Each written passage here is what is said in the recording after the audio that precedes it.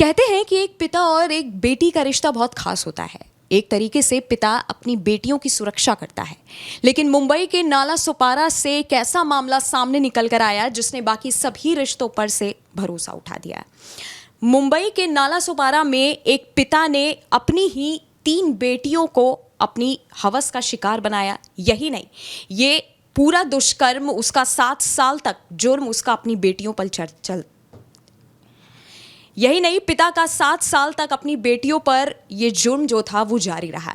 इस केस में आगे जो होता है वो मेरे ख्याल से आपको सुनना चाहिए। मेरे साथ अभिषेक चतुर्वेदी मौजूद हैं। अभिषेक, सबसे पहले मुंबई के नाला सोपारा से जो केस निकल के आया है, इसको सबसे पहले विस्तार से बताइए।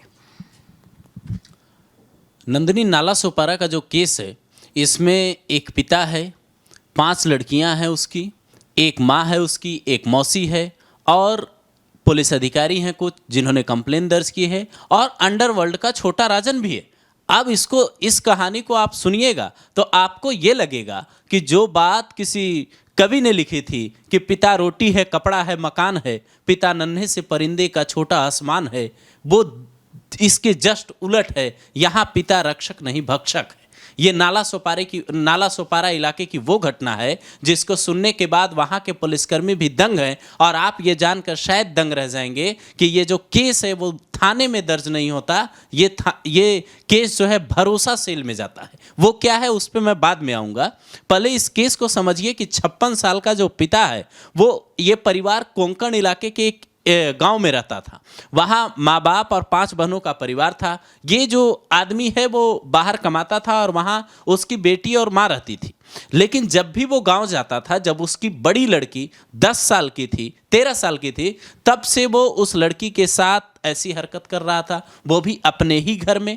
और उसके बाद उसको ना सिर्फ चुप करवाता दबाव डालकर, बल्कि 4 बार उसका एबॉर्शन करवाया, गर्भपात करवाया। ये सुनने में कितना शर्मनाक लगता है आप खुद सोचिए। उसके बाद वो दूसरी बेटी के साथ भी ऐसा करता है, तीसरी बेटी के साथ भी ऐसा करता है। लेकिन एक बार जब उसकी जो छोटी बेटी थी, जब वो 10 साल की होती है, तब ये बात कैसे खुलती है, केस कैसे खुलता है, इस बात पे भी आऊँगा मैं।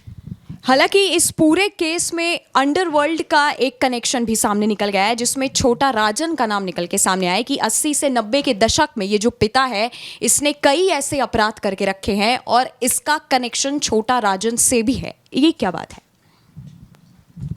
छोटा राजन ने मुंबई में क्या क्या किया है ये मुझे लगता है बताने की तो ज़रूरत नहीं है। और ये जो इसने गुनाह किया है ये साल 2018 से 25 का है। लेकिन उससे पहले जिस 90 की दशक की बात आप कर रही हैं, उस दौरान इसने हत्या, रंगदारी, वसूली और तमाम ऐसे अपराध किए हैं जो छोटा राजन और अंडरवर्ल्ड के लोग अपने गुर्गों से करवाते हैं। उस तरीके के इसके ऊपर 6 मुकदमे दर्ज हैं, और ये बात भी पुलिस को तब पता चलती है जब इसके खिलाफ शिकायत दर्ज होती है। ये और हैरानी की बात है, अगर किसी पे इस तरीके के मुकदमे हैं तो उस आरोपी को तो सलाखों के पीछे होना चाहिए। फिर वो बाहर कैसे घूम रहा था और अपने ही घर में कैसे दरिंदा बना हुआ था, ये और शर्मनाक बात। हालांकि जो दर्शक हमें देख रहे हैं उनको बता दूं कि इसने अपनी 21 साल की एक बेटी इसकी, दूसरी बेटी इसकी 17 साल और जो तीसरी बेटी थी 15 साल, यानी कि 2 बेटियां इसकी नाबालिग थीं। इसने सबसे पहले अपनी बड़ी बेटी के साथ गलत किया, जो इसकी बड़ी बेटी 4 बार माँ बनी और 4 बार इसने अपनी बड़ी बेटी का गर्भपात कराया। उसके बाद दूसरी बेटी पे आया, उसके बाद तीसरी बेटी के साथ इसने गलत किया। अभिषेक, जब घर में ये सब कुछ हो रहा था तो माँ को उनकी भनक कैसे लगी?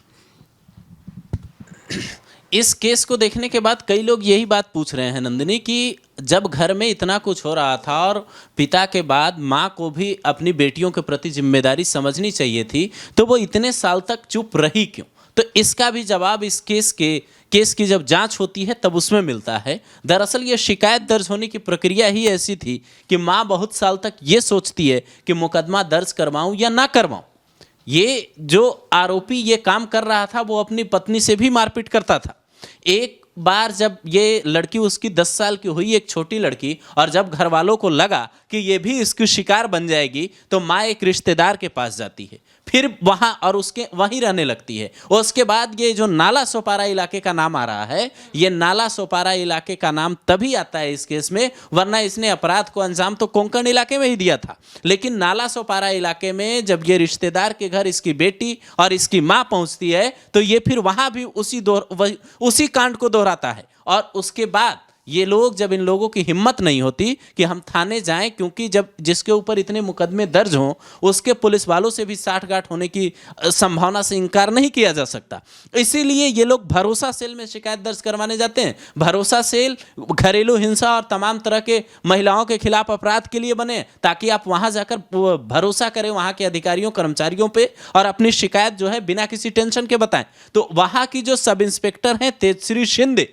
वो ये कहती हैं बकायदा कि वो लड़कियां जब आई यहाँ, उनकी माँ आई तो वो डरी हुई थी, उनके दिमाग को देखकर ये पढ़ा जा सकता था, उनके चेहरे की शिकन ये बता रही थी कि इनका पिता गैंगस्टर है, कई पुलिसकर्मियों को वो जानता है, इसलिए वो अपराध बताने में भी उनकी जो जुबान है वो कांप रही थी और उनको इसी बात का डर सता रहा था कि हम लोग शिकायत दर्ज करवा रहे हैं, पता नहीं आगे क्या होगा। लेकिन वहाँ जो है पुलिस के काम की तारीफ करनी होगी। पुलिस ने वहाँ बीएनएस की जो नई धाराएं हैं और जो पॉक्सो एक्ट है उसमें न सिर्फ मुकदमा दर्ज किया बल्कि सिंधुदुर्ग जिले से जाकर आरोपी को पकड़ा जो कि करीब 56 साल का है।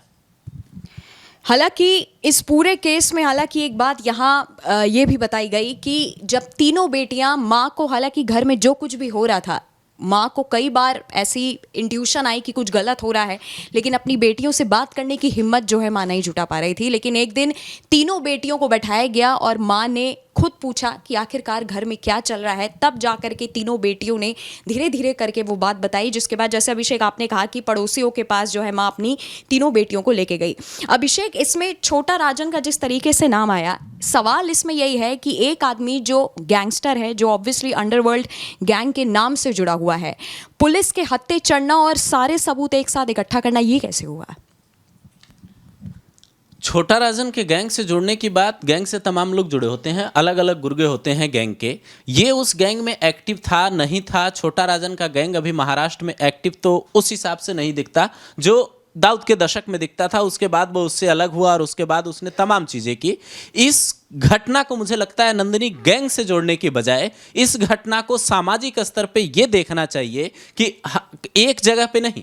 आप अगर उदाहरण देखिए तो बिहार के रोहतास में एक पिता ने अपनी पत्नी को घर से निकाल दिया और बेटी के साथ रेप किया उसने, बाद में गिरफ्तार हुआ। ओडिशा में एक ऐसी घटना हुई कि एक पिता अपने बच्चे को बेच देता है, वो भी इसलिए ताकि वो बाइक खरीद सके। अब सवाल ये है कि पिता और माँ की ममता जो है वो कहाँ है? क्या यही कलयुग है?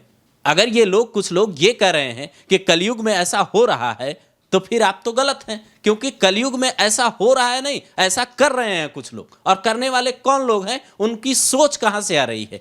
अगर आज तक ये आप कहीं से भी उठा के देखिए, किताबों में, प्राचीन किताबों में उदाहरण यही दिए जाते हैं कि माँ की ममता बड़ी होती है, पिता बच्चों के लिए रक्षक होता है। फिर जब घर में ही बच्चियाँ सुरक्षित नहीं रहेंगी तो फिर कहाँ सुरक्षित हैं? बाहर निकलने में भी वही सवाल है। स्कूल हो, कॉलेज हो, मेडिकल कॉलेज हो, काम करने की जगह हो, वर्किंग प्लेस, आप कहीं देख लीजिए, अगर सुरक्षित नहीं है तो फिर समाज कहाँ जा रहा है? इस बात पर मुझे लगता है दर्शकों को भी सोचना चाहिए। हालांकि ये कोई पहला मामला मुझे लगता है नाला सोपारा से नहीं है। इससे पहले भी नाला सोपारा से एक माँ ने अपनी बेटी की जान ले ली थी। क्यों? क्योंकि उसकी बेटी जो है प्रेग्नेंट हो गई थी। नाला सोपारा से लगातार, अगर आप पिछले कई बीते महीनों में, बीते सालों में देखेंगे, ऐसे कई केस हैं। अभिषेक, एक सवाल है कि आखिरकार उस पिता ने जो भी अपनी 3 बेटियों के साथ जो दुष्कर्म किया, वो करने की वजह क्या थी? वो करता क्यों था ऐसा? जो पूछताछ हुई है, मतलब जो इसकी गिरफ्तारी हुई 56 साल के आरोपी की, तो जो पूछताछ हुई, पूछताछ में क्राइम का जो मोटिव है, इस तरीके के क्राइम का, उस तरीके के क्राइम का मोटिव कुछ सामने नहीं आया है नंदिनी। लेकिन इस बात से आप समझिए, इसको अगर एक शब्द में कहा जाए तो ये हवस की भूख जो है रिश्तों की मर्यादा को तार तार कर रही है। और इस बात को पूरे समाज को समझना होगा। वो पूछताछ में क्या बताता है, उसको सजा कितनी होती है, इस बात से ज़्यादा मुझे लगता है कि ये समझने की ज़रूरत है कि समाज में कुछ लोग ऐसे आ कहाँ से रहे हैं, उनके अंदर इतने घिनौने सोच कहाँ से आ रहे हैं। और ये बात मुझे लगता है वीडियो देख रहे दर्शकों को भी कमेंट में लिखनी चाहिए कि ऐसे लोगों का इलाज क्या है। इस तरीके की घटनाओं के बाद तो आप कार्रवाई कर लेते हैं, आरोपियों को गिरफ्तार कर लेते हैं, लेकिन इस तरीके की घटनाएं न हो इसके लिए क्या करना चाहिए आखिर? बिल्कुल। और हालांकि इस केस में जो अभी पूछताछ होनी और ज़्यादा बाकी है, जो रिपोर्ट्स निकल के आई इसमें बताया गया कि 80 और 90 के दशक में इस पिता ने जो भी अपने कांड किए, उन सब का गुस्सा, उन सब का डर होते हुए, इन सब के चलते हुए उसने अपनी 3 बेटियों के साथ गलत किया। अभी तक यही बात सामने निकल के आई। अब पुलिस इस पूरे मामले की जांच कर रही है। आपका इस पर क्या कहना है, नीचे कमेंट सेक्शन में कमेंट करके ज़रूर बताइएगा।